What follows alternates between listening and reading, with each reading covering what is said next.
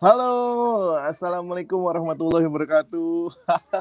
Wah, sorry ini hari yang luar biasa crowded karena hari ini baru balik ya, sahabat classmate. Gimana? Assalamualaikum warahmatullahi wabarakatuh.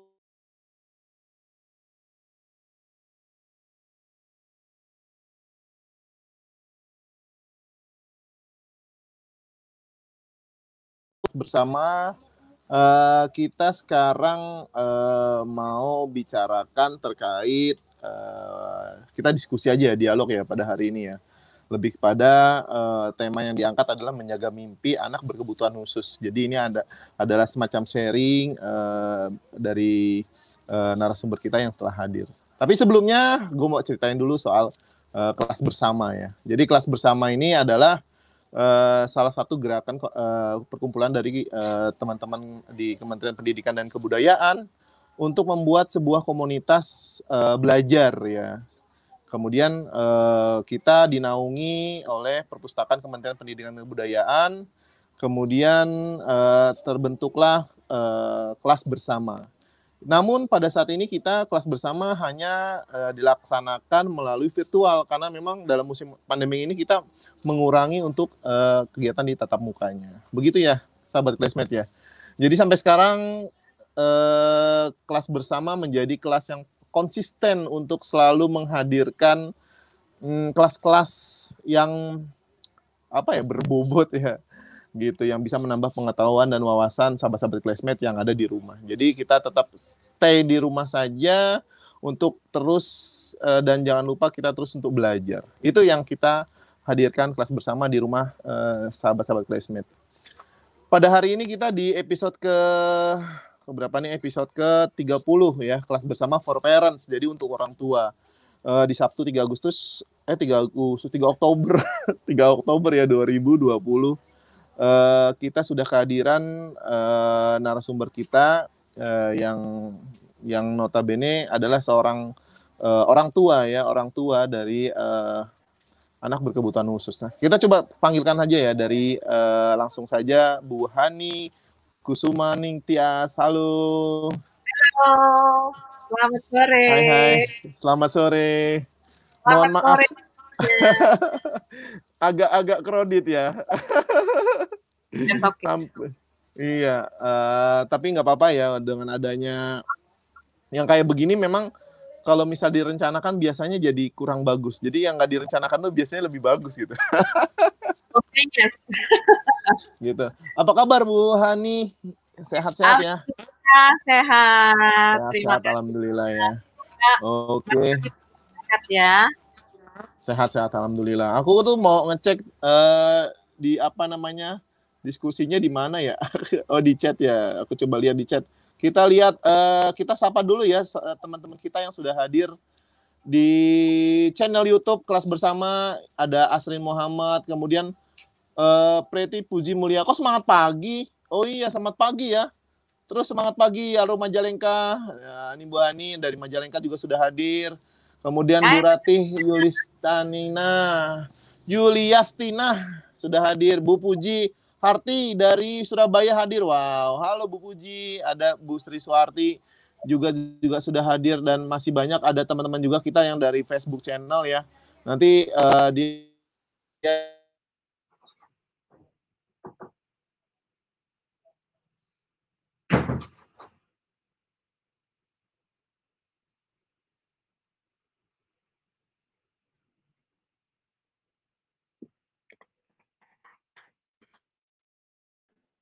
Baik, Mas Habib sepertinya mengalami kendala teknis nih, Bun.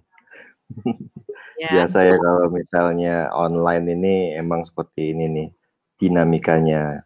Baik, classmates, saya Roland sebagai operator untuk sesi kali ini. Mas Habib, oke. Sudah bisa masuk lagi? Nggak apa-apa, kita nggak apa-apa.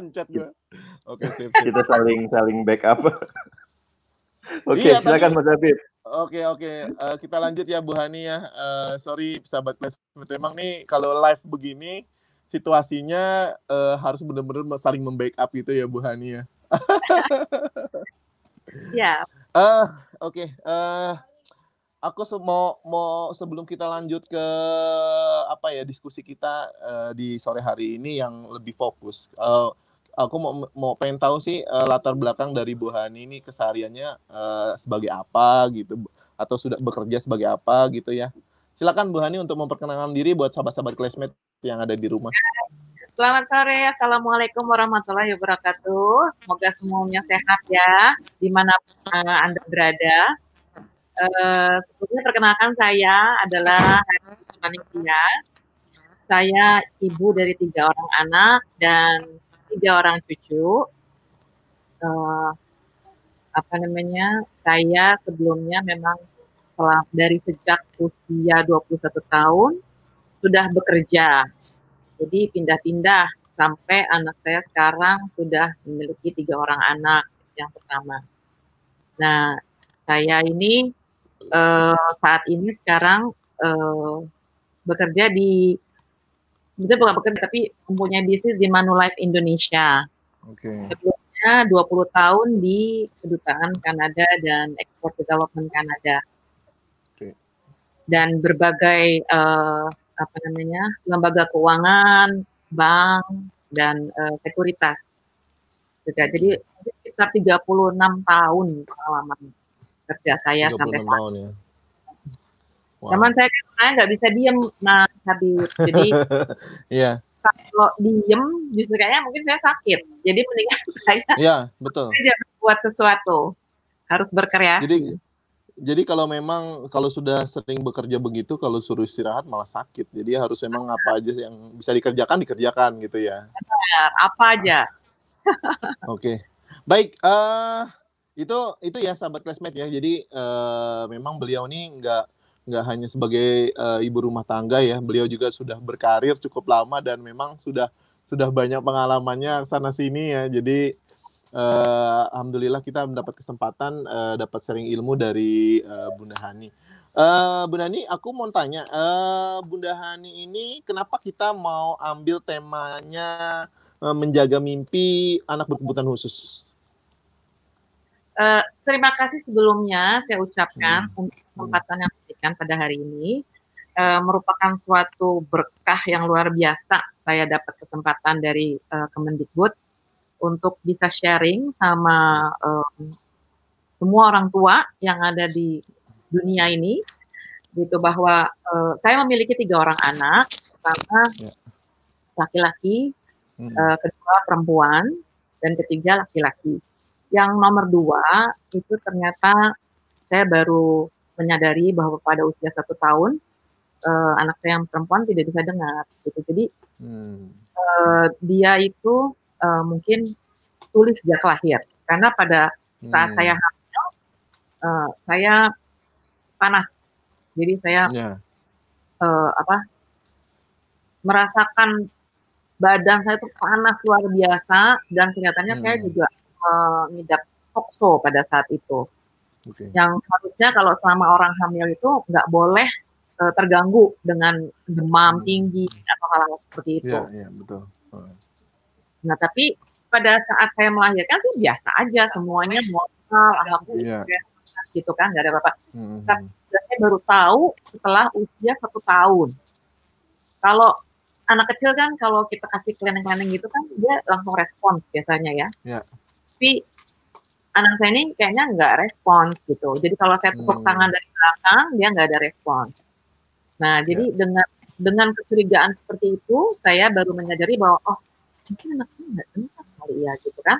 Jadi saya baru ngeh gitu. Nah, akhirnya saya putuskan untuk langsung periksa ke PHT khusus. Jadi waktu itu saya periksanya di Jalan Sawo, di Menteng. Nah, saya periksa, terus dokternya bilang, oke, ini harus BERA tes namanya. BERA tes itu adalah tes untuk pendengaran. Nah, pada saat saya menunggu hasil, dokternya bilang, ini tunggu aja Bu, hasilnya langsung keluar kok 1 jam kemudian. Oke, saya dengar, saya tunggu, terus saya masuk lagi dipanggil, terus dokternya bilang, Bu, anak Ibu pendengarannya tidak mendengar 90 desibel. Jadi lumayan tinggi. Lumayan tinggi ya. sampai 120 desibel. Jadi sisa pendengarannya cuma 30 desibel, which is sangat lumayan tinggi gitu. Saya tuh kaget setengah mati, nangis seperti kesambar petir, seperti sedihnya udah nggak tahu deh. Udah seperti lukiskan dengan kata-kata. Sedih banget. Kenapa harus anak saya? Kenapa harus seperti ini gitu? Tapi sedih kita mungkin boleh, tapi jangan terlalu berlarut ya. Betul. Karena kalau berlarut itu tidak memecahkan masalah gitu. Jadi pada saat itu lalu saya tanya sama dokter, dok, lalu saya mesti gimana? Saya bilang gitu. Dokternya tuh agak-agak jutek gitu ya, agak-agak judes gitu. Dokternya bilang, oh yang kayak gini banyak kok Bu, bukan cuma ibu doang, katanya gitu, gini-gini segala macam, dia bilang gitu. Terus langsung saya bilang, saya marah, dokter kok nggak ada empati banget gitu.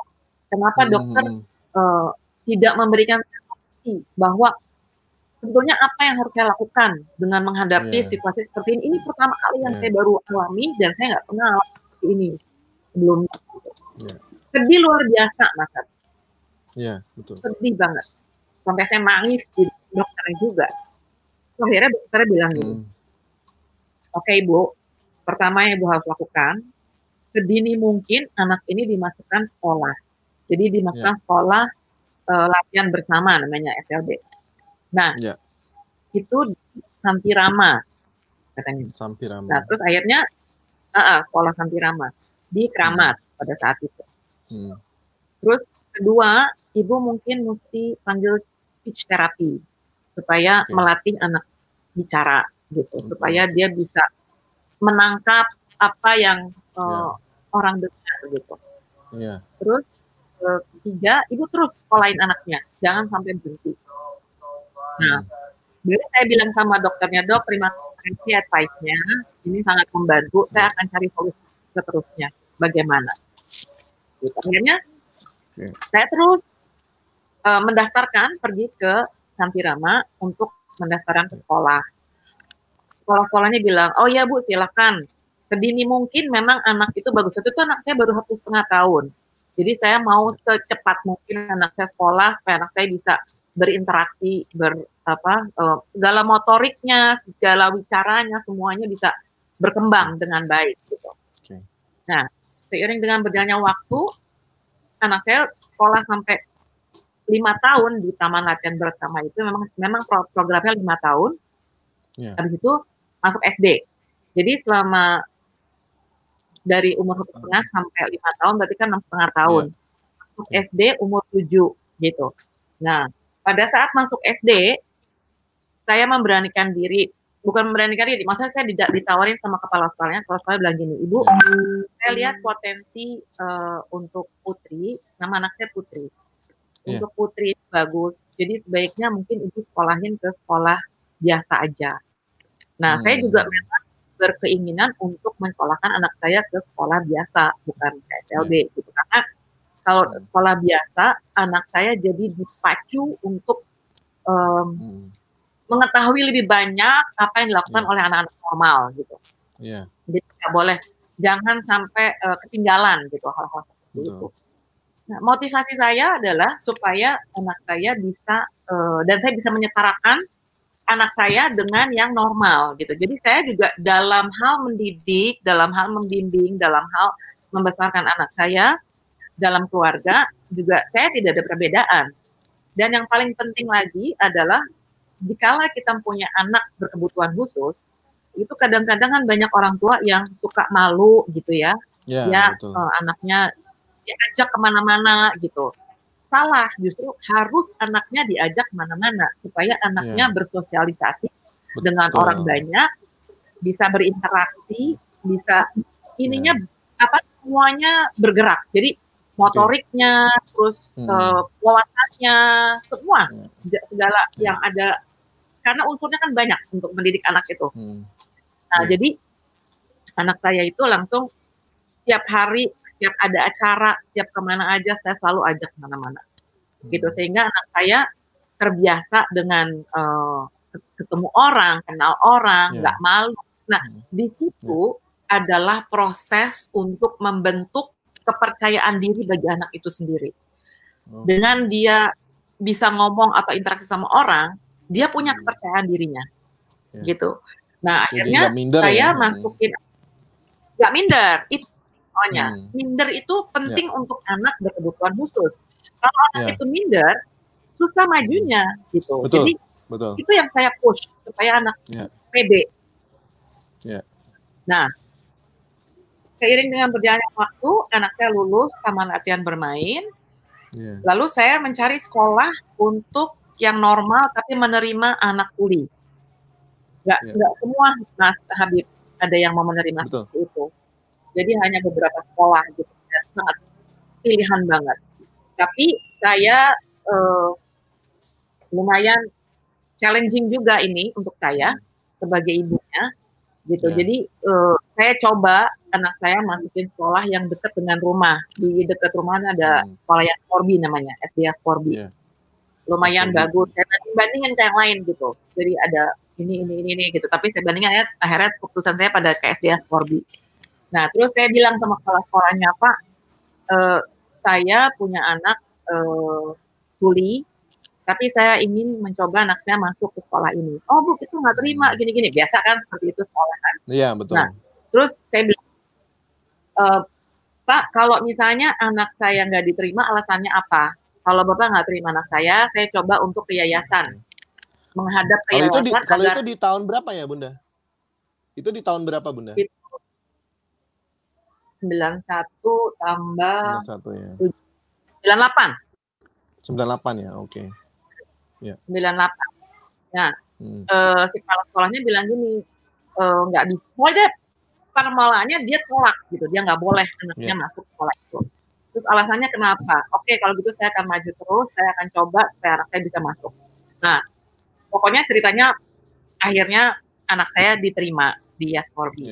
Saya bilang gini, tapi saya juga fair ya. Saya bilang, kalau anak saya tidak bisa mengikuti sampai kelas 6, Bapak silakan keluar saya. Mungkin anak saya nggak mampu, saya jadi mencari alternatif lain. Nah, jadi memang memiliki anak berkebutuhan khusus itu, orang tua pegang peranan, sangat pegang peranan. Betul. Jadi semua itu tergantung dari orang tua. Orang tua harus kreatif, orang tua harus mencari jalan gimana caranya, orang tua mencari informasi sebanyak-banyaknya gimana caranya supaya bisa membesarkan anak ini sesuai dengan usianya, sesuai dengan ilmunya, sesuai dengan kemampuannya juga gitu. Jadi nggak ada yang nggak ada yang sia-sia gitu. Semua pengorbanan kita itu selama ini, pengorbanan orang tua, pengorbanan anak juga, itu nggak ada yang sia-sia gitu. Betul. Nah, akhirnya anak saya jalan terus sampai kelas 6 SD lulus. Tentunya saya mau anak saya terus maju kan, nggak mau cuma sampai kelas 6 SD sekolahnya. Tetap saya mau masuk anak saya sekolah normal, nggak mau ke SLB. Akhirnya saya pilih maju ke SMP Ascorbi. Karena itu SD, SMP, SMA-nya ada Ascorbi itu.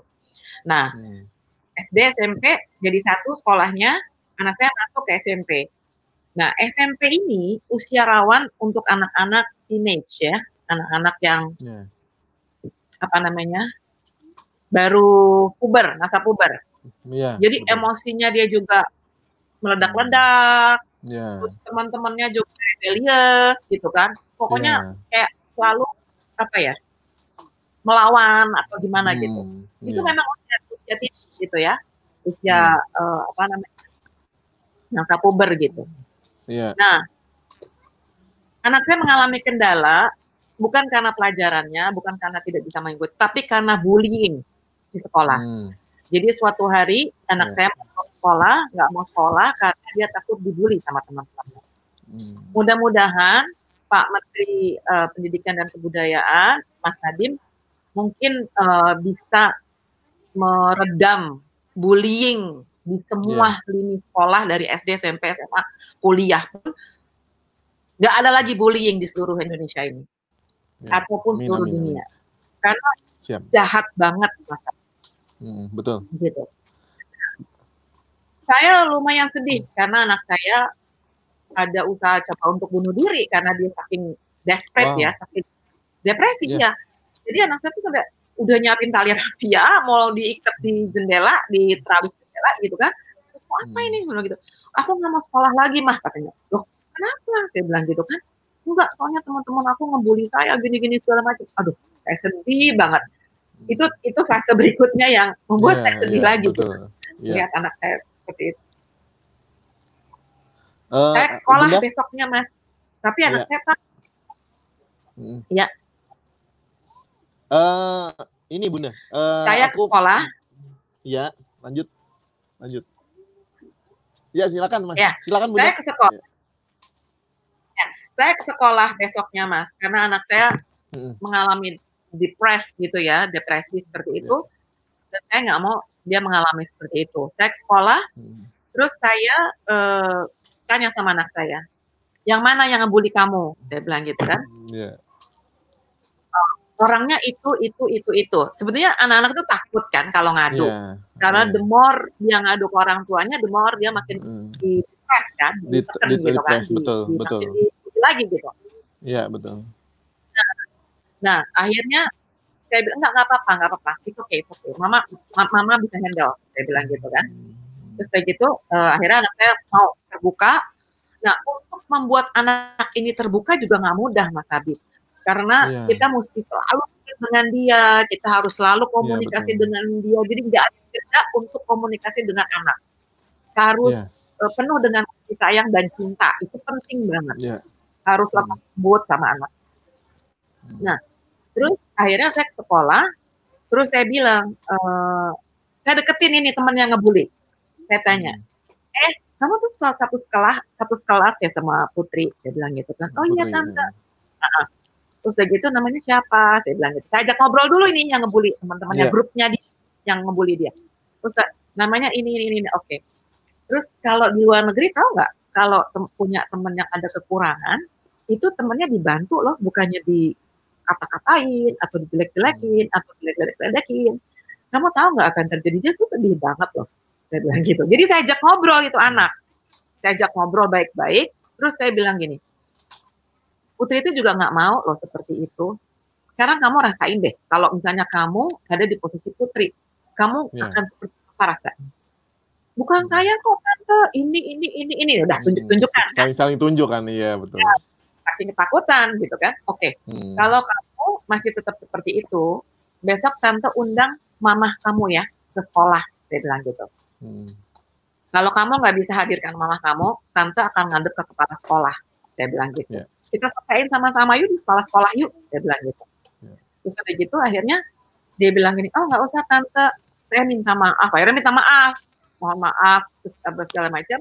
Udah, anak saya lancar. Lulus SMP, selesai. Tingkat berikutnya SMA. Kemana ini saya mesti cari SMA? Gitu kan. Saya search, saya cari kemana-mana yang kira-kira fit untuk anak saya. Nggak mudah juga Mas Habib nyari sekolah seperti itu. Betul. Udah kemana-mana saya. Akhirnya saya dapat di Yayasan Perguruan Cikini. Gitu. Oh iya. Dan usia SMA itu dia udah lumayan stabil emosinya, udah nggak rebellious lagi, nggak yang lawan-lawan gitu, udah nurut gitu. Jadi udah bagus lah gitu. Dan ternyata di sekolah SMA Percik ini anak saya juga diterima dengan baik sama kepala sekolah, guru-guru, teman-temannya terutama. Teman-temannya baik-baik semuanya. Itu teman-teman Percik sampai sekarang awet masih bergaul sama anak saya. Betul. Nah, terus anak saya sukses di sekolah di situ, dia dapat undangan PMDK di Gunadarma sama di Unpad. Wow. Gitu. Cuman karena Unpad, iya alhamdulillah gitu. Jadi setelah lulus dia dapat undangan gitu. Nah, bahkan ada kurikulum ekstrakurikulernya, itu anak saya ikut tari saman, Mas Habib. Jadi ngebayangkan tari saman itu kan perlu dengar ketukan gitu ya. Dengar ketukan, perlu dengar juga gitu kan. Ini gimana? Betul. alhamdulillah saya bisa ngikutin dan dia udah pentas kemana-mana, terus udah kompetisi kemana-mana juga gitu. Terakhir saya mau berangkatin ke Korea tapi nggak jadi gitu karena time frame-nya nggak cukup gitu. Nah terus singkat kata anak saya akhirnya dia bilang gini, "Mah, aku nggak usah kuliah deh," katanya gitu kan. "Aku mau kerja aja," dia bilang gitu. Terus saya bilang gini, kalau kerja lulusan SMA itu palingan di McD, saya bilang gitu kan, atau di KFC, waitress, saya bilang gitu kan. Jangan dong, saya bilang, kamu harus terus karena prinsip saya adalah anak-anak harus lulus S1 gitu, nggak boleh berhenti sekolah. Betul. Tapi anak saya dia bilang gini, enggak amah, aku nggak mau ngerepotin orang tua, gini segala macam. Enggak ada yang repot. Itu kewajiban orang tua harus nyelesain anaknya supaya bisa lulus S1 gitu. Pokoknya tekad saya tuh yang nggak mau anaknya berhenti sekolah gitu. Akhirnya tapi di waktu yang anak saya yang pertama, Mas Habib, saya itu agak memaksakan kehendak karena memaksakan obsesi saya. Betul. Anak saya yang pertama masih bisa saya bilangin, maksudnya atur-atur gitu. Jadi karena keinginan saya pengen jadi dokter gigi dulu, nggak kesampaian. Akhirnya saya minta anak saya untuk dia ikut tes kedokteran dan kedokteran umum dan kedokteran gigi. Diterimanya kedokteran gigi. Anak saya tadi nggak mau, "Mak, aku mau ngambil IT aja," katanya gitu kan. Terus udah gitu, saya bilang, "Kenapa nak? UI itu kan 1.001 yang masuk. Nggak semua orang bisa UI gitu kan. Jangan dong sayang, apalagi dokter gigi," saya bilang gitu kan. "Aduh kayaknya bakal susah nih mah gini-gini." "No, you can do it," saya bilang gitu kan. Saya selalu motivasi anak-anak tuh dengan you can do it. Nggak ada yang menguatkan ya Bunda ya. Menguatkan ya. Selalu support, selalu push gitu mereka untuk ke arah yang positif. Terus anak saya bilang gini,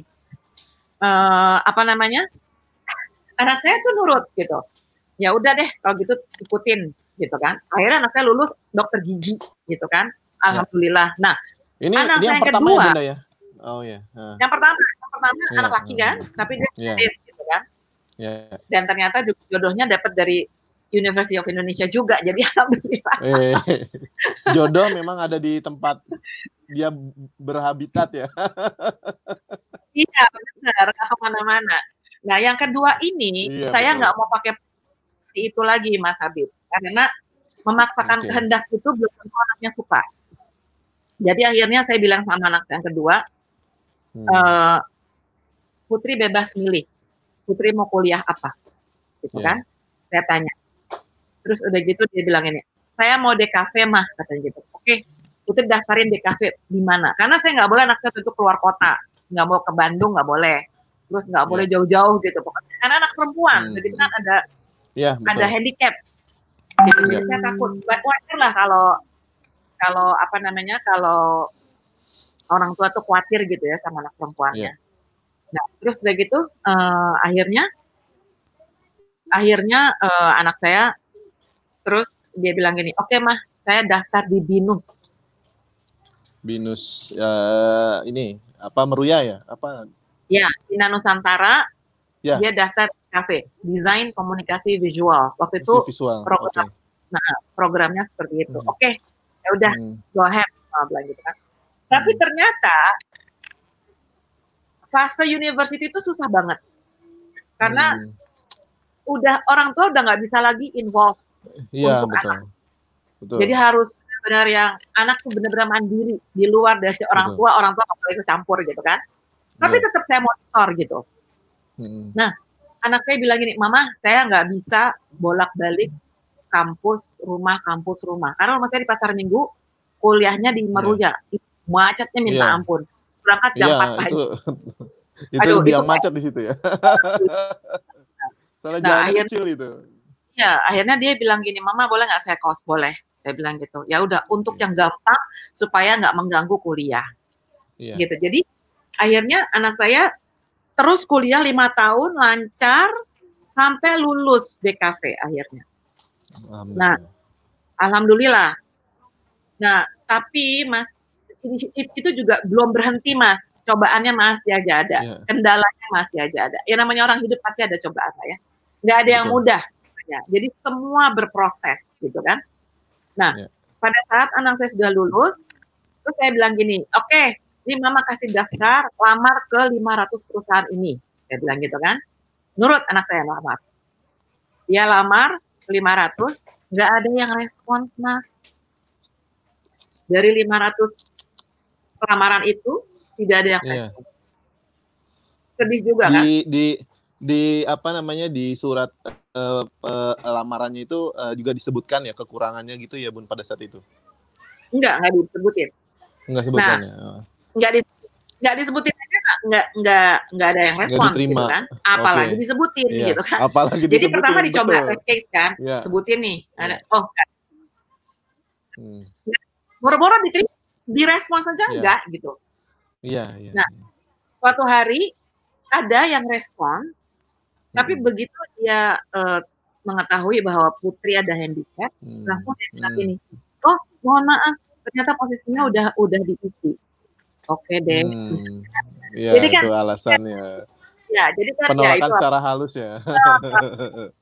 Ya itu maksudnya again bahwa apa nggak ada yang mudah gitu loh Mas dalam perjuangan gitu. Nah akhirnya Putri punya sahabat satu sekolah satu kelas waktu dari Taman Latihan Bermain dia di Santirama.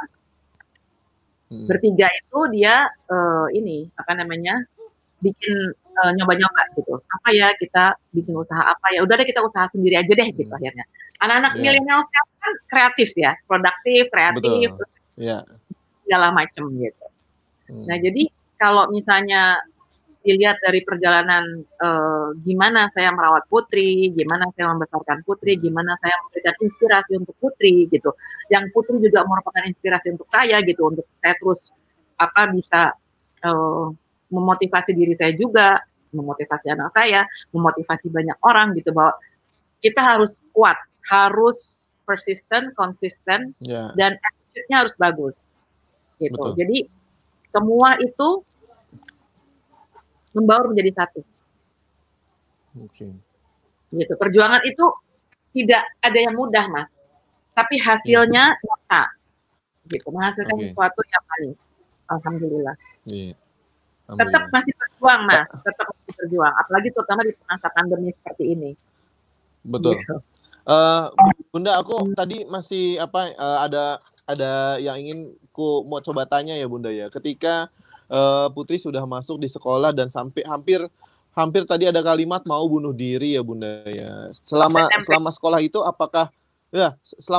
apakah Putri berkeluh kesah selama sekolah itu sampai mau memutuskan bunuh diri ke Bunda Haninjo? Apakah ada keluh kesah sebelumnya gitu? Apa memang langsung pada saat itu penolakannya ya udah aku mau bunuh diri tanpa tahu ada alasan yang diceritakan ke Bunda? Ya, sebetulnya gini, jadi ada prosesnya juga itu. Jadi dia tuh lupanya udah murung karena itu sebagai cikal bakalnya ya. Dikata-katain, diledekin, jadi membuat dia sedih kan. Sedangkan Putri itu juga nggak mau dilahirkan seperti itu gitu. Tapi kan betul. Yang kita cari ini adalah sekarang solusi dan jalan keluarnya seperti apa. Bukan kita nengok ke belakang, bukan kenapa meratapi, bukan. Jangan kayak gitu. Karena kalau kita akan mundur ke belakang dan kita nggak akan maju gitu. Jadi akhirnya saya lihatin perkembangan Putri bahwa kayaknya murung, kenapa ya? Terus akhirnya sampai pada titik bilang besok aku nggak mau sekolah mah. Rupanya sudah numpuk di dalam dadanya dia gitu, dia rasain gitu. Terus dia udah nggak kuat gitu.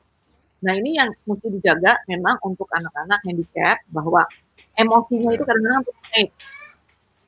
Satu ya Mas, yang mesti dijaga adalah kita intensif harus komunikasi sama anak itu. Apapun caranya. Itu tipsnya ya, Bu Dani ya.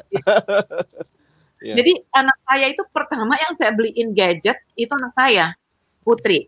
Karena dia komunikasinya dari gadget. Dia pinter sekali, cepet banget, dia ngerti langsung cecet gitu kan. Betul. SMS itu zaman SMS Mas. Terus BBM, ya kan?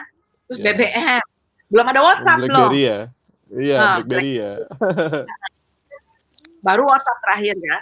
Nah, zaman itu pun saya komunikasi terus lewat SMS dan dia itu harus ada apa namanya?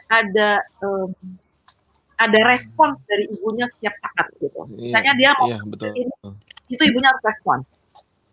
Secepatnya ibunya respons, nggak bisa dipending gitu. Mau betul. Ibunya lagi rapat, mau ibunya lagi apa, pokoknya dia harus jawab. Harus jawab apa yang dia. Jadi nggak boleh pending. Gitu. Jadi emang benar-benar sesuatu yang saya juga memberikan perhatian yang lebih atau khusus untuk anak saya, enggak. Tapi saya treat anak saya sama dengan kakak adiknya. Karena gini, kalau misalnya saya spesialkan dia karena dia ada handicap, dia akan mempunyai perasaan manja berlebih. Oh, saya kan diperhatiin sama ibu saya. Dan itu tidak bikin anak jadi maju, gitu loh. Kalau misalnya kita treat sama, equal, kakaknya sama adiknya sama semuanya, nggak ada yang saya bedain. Dia akan otomatis dia akan mencari jalannya sendiri. Dan nggak terlalu bermanja kelewatan gitu. Itu sih. Setelah keluar ya Bunda ya, setelah keluar dari permasalahan itu ya Bunda ya, apa yang akhirnya menguatkan Putri? Kan nggak melulu ya Bunda menanyakan apa masalahnya gitu ya, Setelah bisa melepas, Putri itu bisa menyelesaikan masalah itu di fase apa? Di SMA apa di masa atau di SMP? Fase bisa menyelesaikan SMA ya, oke. Karena dia emosinya tuh maksudnya sudah lewat, emosinya sudah mulai dikontrol, sudah bisa dikontrol. Anak SMA kan lebih relatif dewasa gitu kan, jadi dia lebih berpikir, terus dia lebih bisa mengambil tindakan ini dan itu gitu. Jadi, seiring dengan waktu, seiring dengan perkembangan dia sendiri, seiring dengan pengalaman dia juga. Jadi setelah SMA dia baru bisa gitu. Memang karena fase ya, kenapa Mas Hafiz? Fase urgennya memang pada saat anak mencari jati diri itu yang di SMP itu ya, karena memang belum bisa menguasai kontrol emosinya gitu ya Bunda ya. Dan itu menjadi perhatian penting kali ya buat sahabat-sahabat classmate di rumah ya. Ya, itu momen paling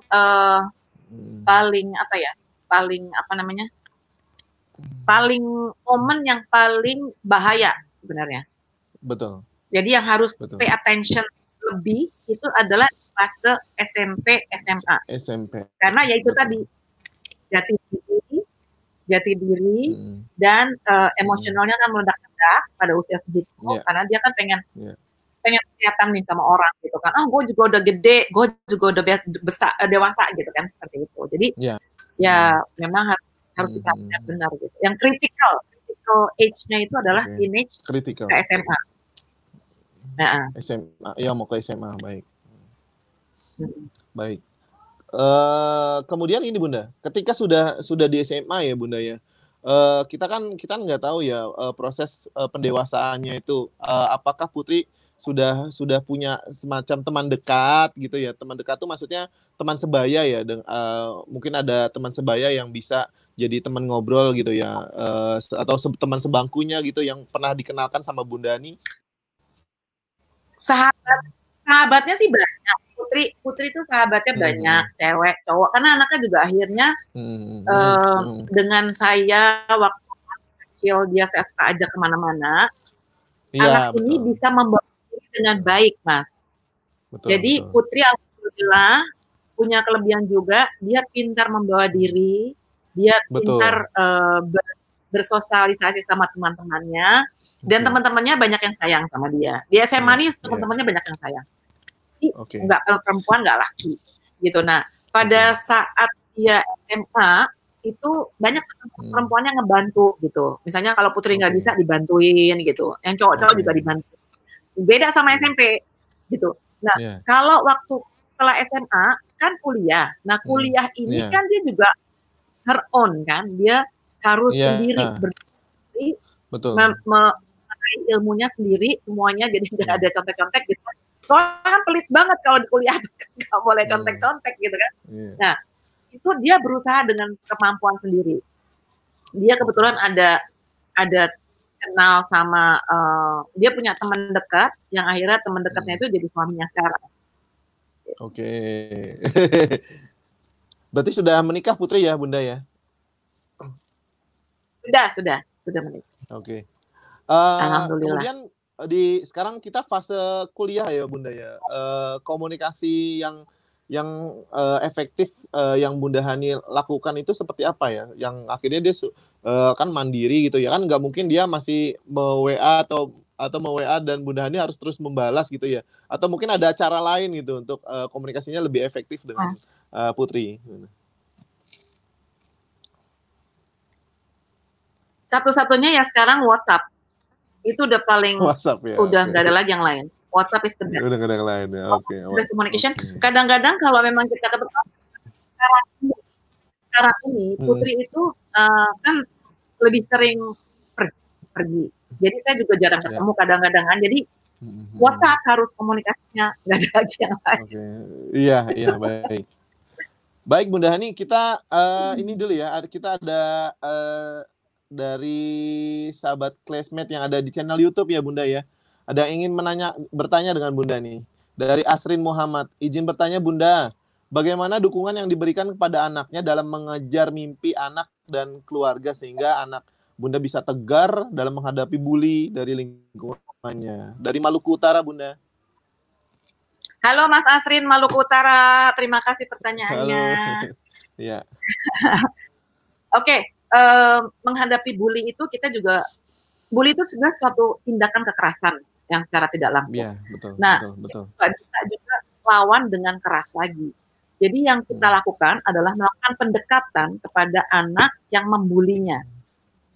Caranya gimana? Kita ajak ngobrol itu anak. Terus kita posisikan anak itu, coba deh kalau kamu yang seperti Putri, gitu. Kita posisikan seperti itu.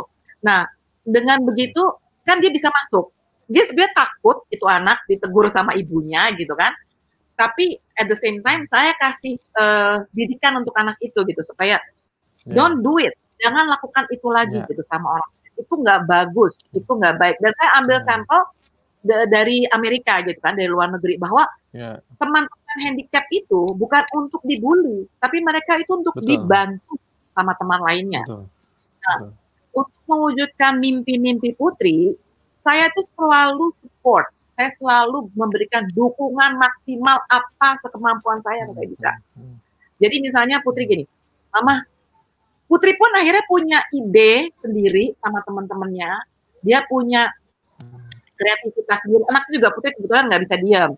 Dari kecil tuh dia udah bisa bikin kayak kerajinan tangan, jual-jual gelang gitu, kreativitasnya sendiri gitu. Dong mah manik gitu kan, dulu kan anak-anak kan seneng kan zaman SD gitu kan, SMP. Nah, itu saya beliin gitu, pokoknya apa yang dia mau untuk berbuat sesuatu yang kreatif itu kita penuhi. Jadi jangan sampai kita nggak kabulkan gitu apa yang dia mau, karena kalau dia nggak terpenuhi kasihan anak ini untuk maju, dia tersendat gitu. Jadi kalau bisa dipenuhin dan ditanya sama anaknya, sebetulnya maunya ke arah mana sih? Sebetulnya maunya gimana sih? Nah, itu sebenarnya seperti itu sih. Mungkin udah menjawab ya, Mas Asri Muhammad. Iya, betul, sudah menjawab. Terima kasih, Mas Asrin. Bunda, ketika gini, Bunda, saya tadi mau tanya di awal ya, ketika kalau anak handicap itu masih menggunakan bahasa isyarat atau seperti apa komunikasinya, Bunda? Nah, ini juga salah satu yang saya terapkan untuk Putri, bahwa saya jarang pakai bahasa isyarat. Jadi Putri kebanyakan reading. Jadi Putri harus bicara semaksimal Putri. Orang harus apa yang Putri omongin. Jadi makanya waktu dari umur 2 tahun itu, Mas, itu juga critical age untuk anak kecil yang dia harus belajar vowel. Jadi dia harus belajar membuka mulut, ejaan, ucapan. Nah, itu tuh yang harus dilakukan oleh orang tua sedini mungkin. itu penting banget dia bicara di depan kaca. Nah, itu salah satu juga yang harus dijalani. Jadi anak tahu bahwa bunyi A itu seperti apa sih? Kan dia nggak dengar. Sekarang kita tutup kuping deh. A kita kan nggak tahu kalau kita nggak dengar. A, B, gitu kan. Nah, jadi Putri ngomong. Jadi saya selalu buka mulut. Kalau ngomong tuh sama dia buka mulut. Mungkin agak kenceng juga suara saya. Iya, betul. Tapi bicaranya berarti belajar membaca itu ya, apa gerak bibir gitu ya, Bunda ya? Iya. Oke. Baik, ada lagi mungkin pertanyaan dari Sarah Sehan, orang tua 2019. Apa saja cita-cita anak Bunda waktu kecil sih, dan bagaimana Bunda menjaga mimpi-mimpi anak Bunda agar bisa terwujud, khususnya Putri? Saya tambahkan ya, Bunda. Mbak Ibu Sarah Sehan ya? Ya, betul. Sebetulnya simpel aja sih Bu, sama saya ini sama seperti ibu lain gitu ya, yang anak-anaknya punya cita-cita macam-macam, pengen ini, pengen ini. Tapi bagaimana mewujudkan cita-cita itu gitu? Cita-citanya adalah satu, waktu pada saat Putri kuliah, Putri itu sering menolong orang. Jadi dia suka membantu sekolah minggu, Mas. Ngajarin anak-anak jalanan untuk bahasa Inggris, matematik, atau apa yang lain-lain. Jadi dia itu udah dari waktu sejak kuliah itu mempunyai hati yang ingin berbagi jiwa sosial dengan banyak orang. Jiwa sosialnya emang besar ya, Bunda, sosial, ya, dari kecil ya. Jadi dari situ dia gimana ya? Maksudnya saya ini kan nggak bisa dengar, tapi saya juga ingin berbagi dengan orang lain yang lebih susah dari saya mungkin gitu kan. Jadi kemampuan dia coba untuk bantu gitu. Nah, untuk mewujudkan cita-cita Putri sendiri, Putri itu punya mimpi. Saya pengen punya usaha ini, saya pengen punya usaha itu. Usaha itu harus diwujudkan dengan perjalanan Putri membangun usahanya.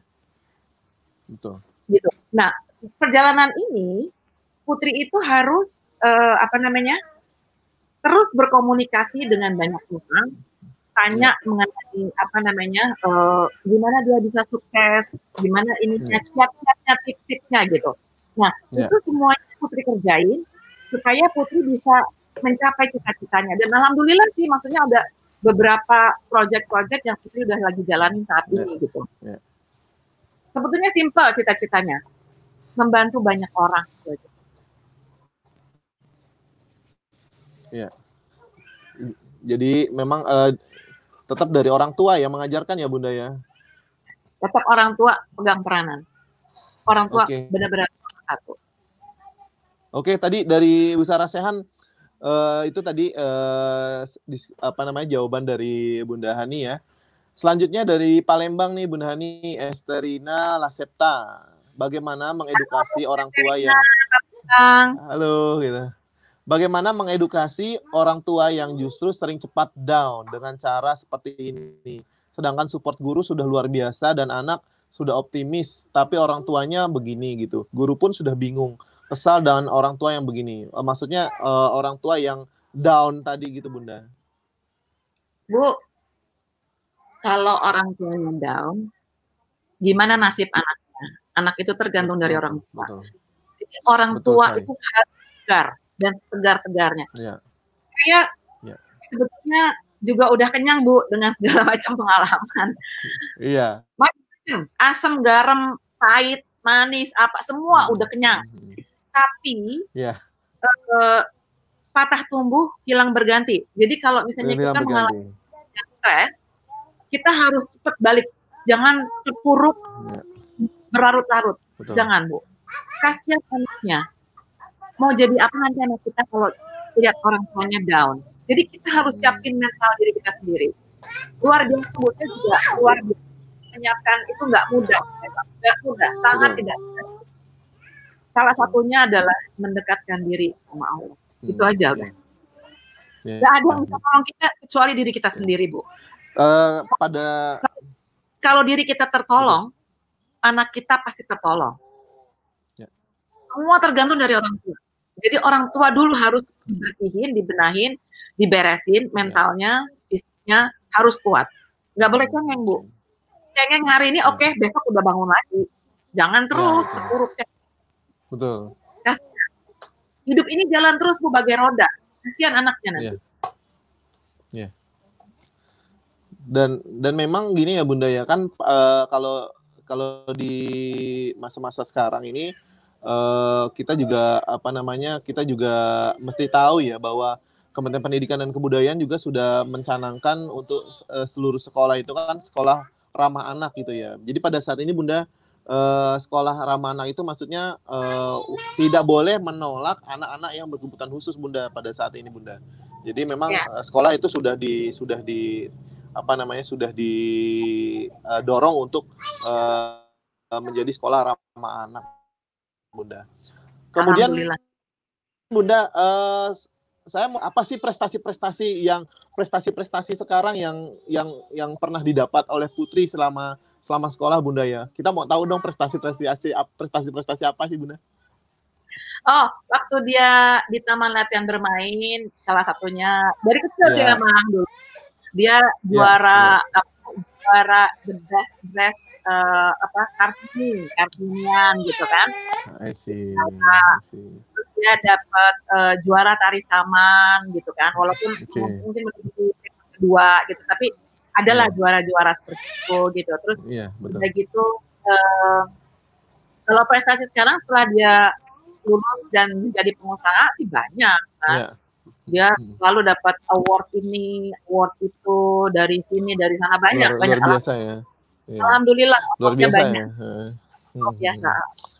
Dan itu memang butuh effort dari orang tua yang kuat ya, macam Bunda Hani ya. Jadi ini sahabat classmate, Bunda Hani ini adalah sahabat orang tua hebat ya, yang mendapat penghargaan ya dari Mendikbud ya Bunda ya. Alhamdulillah. Dan memang kita butuh banget ya orang tua yang memang memiliki semacam cerita-cerita yang bisa di-sharing gitu ya.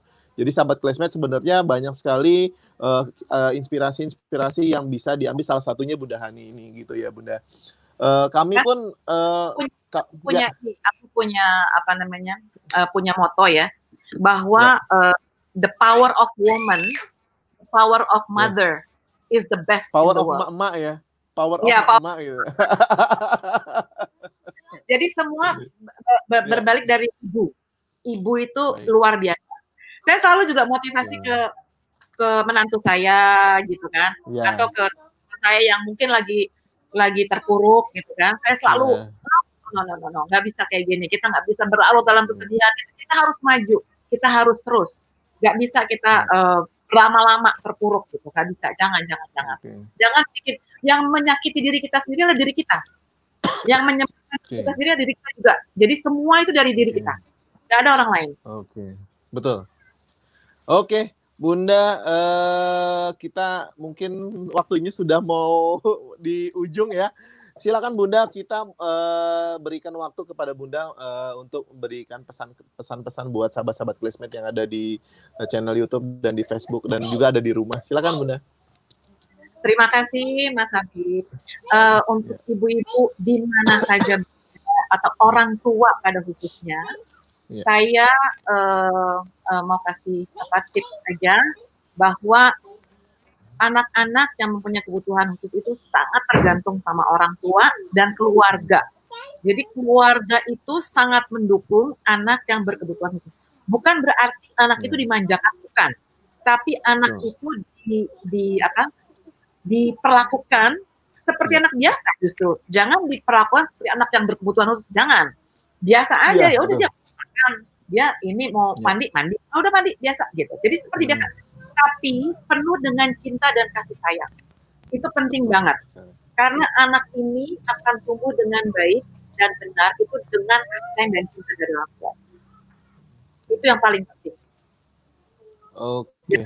Dan dukungan, support, moral, material dari orang tua itu nomor 1. Jadi nggak ada yang lebih berharga dari dukungan orang tua. Semua, kalau misalnya lihat anak ini sukses, pasti orang tuanya hebat. Betul. Kalau lihat anak ini mungkin brengsek gitu kan, mungkin orang tuanya kurang perhatian sama anaknya. Betul. Jadi sebetulnya anak itu tergantung dari orang tuanya. Mau jadiin apa ini anak? Anak ini kan yang kita harus pelihara, wajib kita pelihara. Anak ini mau jadiin apa? Mau dijadiin hebat, mau dijadiin super hebat, mau dijadiin nomor 1, itu orang tuanya semuanya. Balik lagi ke orang tuanya. Gitu. Jadi semua tergantung dari orang tuanya. Nggak ada anak itu sekonyong-konyong, ujuk-ujuk dia hebat sendiri, nggak bisa gitu. Itu berdarah-darah banget, pasti kasihan banget itu anak. Jadi dukungan orang tua itu nomor 1, dan tetap semangat untuk semua orang tua yang punya anak berkebutuhan khusus. Nggak usah sedih. Yang kita cari solusi, bukan balik ke masa sebelumnya, tapi kita justru maju ke depan. Harus jadi apa anak saya? Harus bagaimana anak saya? Terus saja maju. Jadi jangan lihat ke belakang, udah lihat ke depan. Gitu. Nanti anak itu akan menyesuaikan dengan alam. Gitu. Mudah-mudahan sharing saya bisa dipahami oleh semuanya dan menjadi motivasi bagi semua orang tua. ABK. Oke Bunda, terima kasih banyak udah sharingnya, luar biasa loh. Kita sebagai orang tua juga di rumah juga harus mempercayai bahwa anak itu adalah investasi masa depan ya Bunda ya. Jadi kalau udah investasi itu pasti bakal ada sesuatu hal yang bisa kembali juga kepada kita sebagai orang tua ya Bunda. Oke, itu dia kata kuncinya. Terima kasih Bunda Hani sudah hadir di kelas bersama. Kita tunggu lagi di kesempatan yang lain ya. Kita bisa ada sharing-sharing lagi mungkin buat sahabat-sahabat classmate. Ditunggu ya Bunda ya Hani ya. Terima kasih banyak Bunda Hani. Terima kasih semuanya. Selamat sore. Terima kasih. Selamat sore. Oke, sahabat classmate, demikianlah diskusi kita pada hari ini yang luar biasa ya. Memang sebagai orang tua yang memiliki anak kebutuhan khusus, jangan pernah menyerah dan terus berikan yang terbaik buat anak-anak kita. Jangan lupa selalu lihat atau mungkin kunjungi Instagram kita di kelas bersama kita. Kemudian ada di Facebook juga di kelas bersama. Kemudian juga jangan lupa klik like, tanda jempol selalu yang sudah hadir di channel YouTube kelas bersama kita, meninggalkan jejak dengan mengklik ya channel, klik like-nya atau suka untuk video ini. Kemudian jangan lupa mensubscribe channel kita dan selalu hadir di kelas-kelas berikutnya gitu ya. Baik, terima kasih banyak. Kita ketemu lagi di kesempatan yang lain. Saya Habib Prasetyo mengucapkan terima kasih banyak. Wassalamualaikum warahmatullahi wabarakatuh. Sampai jumpa.